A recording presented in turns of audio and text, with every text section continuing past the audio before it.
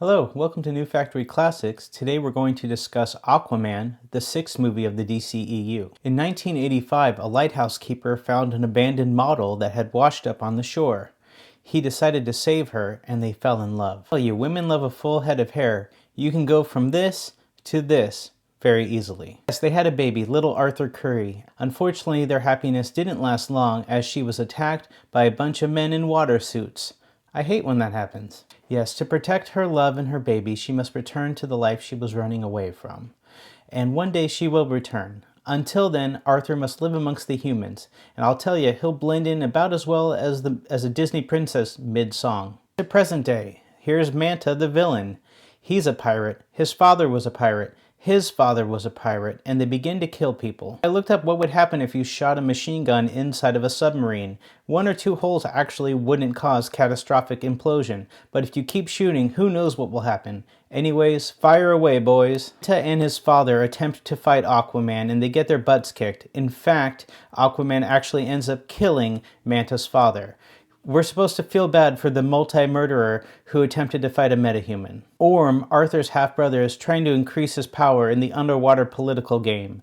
He wants to declare war on the people of land. You know, the people that just newly resurrected Superman? Despite having never interacted with the humans for some reason attack the Atlanteans during their political gathering. It's quite suspicious timing. Orm was actually behind the attack on himself. He had previously paid Manta to steal a submarine and attack his political gathering.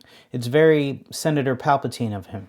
We get a flashback to when Arthur was a kid and he was trained by Vulko, King Orm's assistant, in how to actually be an Atlantean. You know, it's always good to have Willem Dafoe in a comic book movie. He's either friendly or he's going to randomly go crazy and try and kill everyone. Okay, it's history lesson time.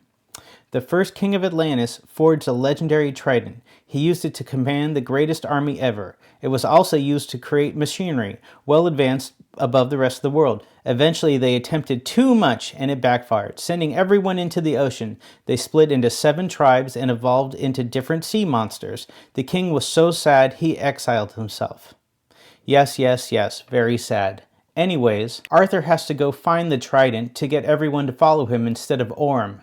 Honestly, who has the best fork might actually be a better political system than the Electoral College. Arthur gets arrested, unfortunately, and thrown in front of Orm, and they decide to have a battle to see who will become king. A fight to a death is still better than the Electoral College. Side note, not one person from Atlantis thanked him for saving the world from Steppenwolf. Orm is about to kill Arthur. Mera jumps in and saves him. She really poo-pooed his idea. Arthur and Mera on the run. Orm sends his people to go and try and capture them. So they head to the most normal place possible for an underwater princess with clown hair, the Sahara Desert. Orm, bound by a promise to Mera's father, saying that he will not kill Mera, just gives a bunch of secret weaponry from Atlantis to Manta to have him do it, because that's the way a good king works, delegating your assassinations. While bickering for 15 minutes and scouring the Sahara Desert, Arthur and Mera begin to start forming a relationship. Eventually, they find a cave,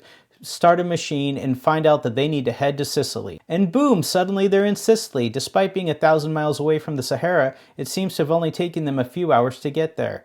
Meanwhile, they're going to take a little time to explore the stores in Sicily, and Mera begins to fall in love with that smelly, homeless biker guy that's with her, our Arthur Curry. Mera and Arthur take the bottle that they got out of that machine and put it into a statue, and they look through the hand and they can see a map appear.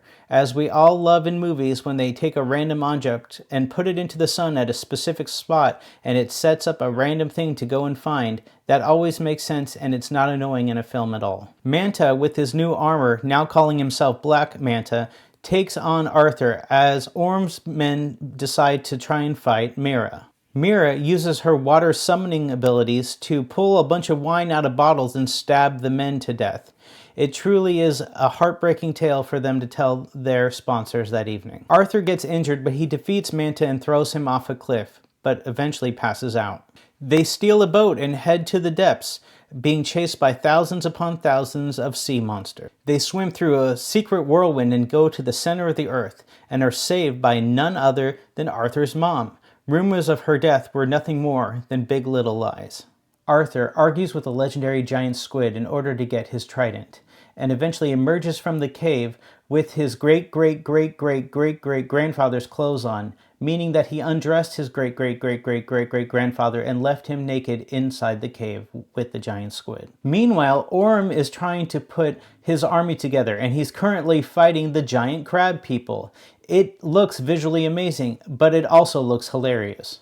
Arthur bursts onto the scene with his new trident, but not only that, his giant squid friend, and they murder hundreds of thousands of people. Everyone eventually stops fighting as they see Arthur has the legendary trident, so they know that he is their new king, except Orm, who wants to fight Arthur. And they do fight, but Arthur wins, but refuses to kill his half-brother as he needs him alive for the sequel. Arthur is named King of Atlantis. His mother can finally return home to her true love, and peace is brought to both land and sea, all thanks to our hero, Aquaman. And now I have seen it, so you don't have to.